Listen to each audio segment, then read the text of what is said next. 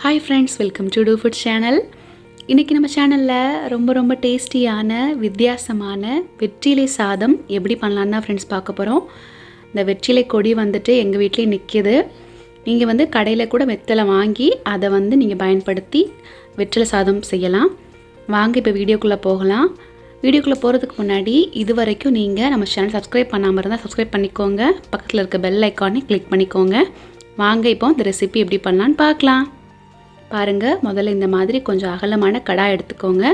அதுல 2 ஸ்பூன் அளவுக்கு நெய் சேர்த்துக்கோங்க. அது கூடவே 2 ஸ்பூன் அளவுக்கு எண்ணெய். இது ரெண்டும் சேர்த்ததுக்கு அப்புறம் நல்லா சூடாகட்டும். சூடானதும் இதுல நம்ம கொஞ்சமா கரம் மசாலா சேர்த்துறலாம். 2 துண்டு பட்டை, 4 கிராம்பு, 1 ஏலக்காய் சேர்த்துறலாம். அது கூடவே 1 ஸ்பூன் அளவுக்கு பெருஞ்சீரகம் சேர்த்துக்கோங்க. இப்போ இது கூட ஒரு 5-6 பல் வெள்ளை பூண்டு சேர்க்க போறோம். நல்ல தோல்லாம் எடுத்துட்டு சுத்தம் பண்ணிட்டு அதுக்கு அப்புறம் சேர்த்துக்கோங்க. வெத்தலை சாதத்துக்கு இந்த பூண்டோட டேஸ்ட் வந்து ரொம்ப சூப்பரா இருக்குங்க. இப்போ இது கூட 3 பச்சை மிளகாவை நல்ல பொடியா நறுக்கி சேர்த்துக்கலாம். அதுக்கு அப்புறம் ஒரு பெரிய வெங்காயத்தையும் நல்ல பொடியா நறுக்கி இதில் சேர்த்துக்கலாங்க. இதெல்லாத்தையும் சேர்த்ததுக்கு அப்புறம் நல்லா வதக்குங்க. வெங்காயம் வந்து நல்லா வதங்கணும். வெங்காயம் நல்லா வதங்கினதுக்கு அப்புறம் இது கூட வெத்தலை சேர்க்கலாம். நான் இன்னைக்கு 3 வெத்தலையை நல்லா பொடியை நறுக்கி எடுத்து வச்சிருக்கேன். அதை சேர்த்துடலாம். 1 கப் சாதத்துக்கு இந்த அளவு சரியா இருக்குங்க. நீங்கள் நிறைய செய்கிறீங்கன்னா வெத்தலையோட அளவையும் நீங்கள் வந்து கூட்டிக்கணும். வெத்தலையை சேர்த்ததுக்கு அப்புறம் நல்லா ஒரு 3 நிமிஷத்துக்கு வதக்குங்க. அது நல்லா சுருங்கி வரணும். அதோட பச்சை வாசனை எல்லாம் போகணும். பார்த்தீங்கன்னா இந்த அளவுக்கு நல்லா வதங்கினதுக்கப்புறம் 2 டேபிள் ஸ்பூன் அளவுக்கு நிலக்கடலை சேர்க்கலாம். டேஸ்ட் நல்லாயிருக்கும். நல்லா வதக்குங்க. சேர்த்ததுக்கப்புறம் இந்த அளவுக்கு நல்லா வதங்கியிருக்கணும் எல்லாமே. இப்போ நம்ம இது கூட மசாலா தூள்லாம் சேர்க்கலாம். முதல்ல காரத்துக்காக 1 ஸ்பூன் அளவுக்கு வத்தல் தூள் சேர்க்குறேன். இது வந்து உங்களுக்கு காரத்துக்கு ஏற்ற மாதிரி இதோட அளவு கூட்டவோ குறைக்கவோ செய்யலாம். அதுக்கப்புறம் 1/2 ஸ்பூன் கரம் மசாலா தூள் சேர்த்துக்கோங்க. 1 கப் சாதத்துக்கு இந்த அளவெல்லாம் சரியாக இருக்குங்க. அதுக்கப்புறம் கொஞ்சமாக மஞ்சத்தூள் சேர்க்கலாம்.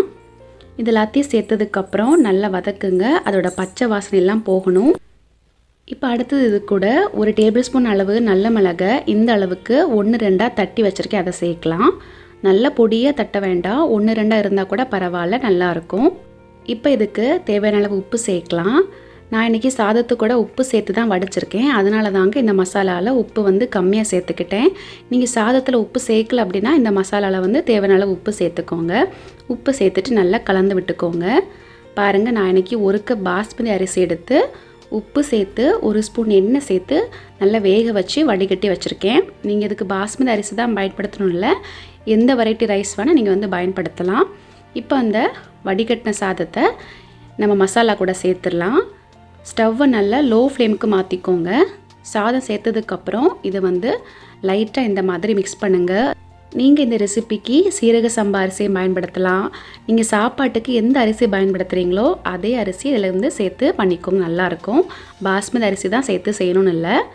ஒரு 2 நிமிஷத்துக்கு இந்த மாதிரி மிக்ஸ் பண்ணால் சூப்பராக கிடைக்கும். இந்த மாதிரி நீங்கள் பாஸ்மதி அரிசி பயன்படுத்துகிறீங்க அப்படின்னா அதை வேக வச்சு எடுக்கும்போது இந்த அளவுக்கு 1-2 இருக்கிற மாதிரி வேக வச்சு எடுத்துக்கோங்க.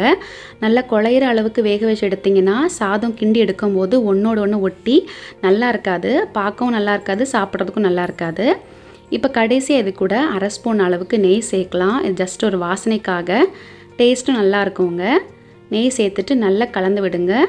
கலந்து விட்டதுக்கப்புறம் அப்புறம் என்னங்க, சர்வ் பண்ண வேண்டியதான், சாப்பிட வேண்டியதான். ரொம்ப ஆரோக்கியமான ரொம்ப சுவையான வெற்றிலை சாதம் ரெடி ஆயிடுச்சு. இதில் நீங்கள் வெத்தலை சேர்த்துருக்கீங்கன்னு யாருக்குமே தெரியாது, அவ்வளோ டேஸ்ட்டாக இருக்கும். இந்த ரெசிப்பியை குழந்தைங்களுக்கும் கொடுக்கலாம், நல்லதுங்க. கண்டிப்பாக இந்த ரெசிப்பியை செஞ்சு பாருங்கள். செஞ்சு பார்த்துட்டு உங்களுடைய ஃபீட்பேக் எங்களோட ஷேர் பண்ணுங்கள். இந்த வீடியோ உங்களுக்கு பிடிச்சிருந்தா மறக்காமல் நம்ம சேனலுக்கு சப்ஸ்கிரைப் பண்ணிக்கோங்க. Thank you friends.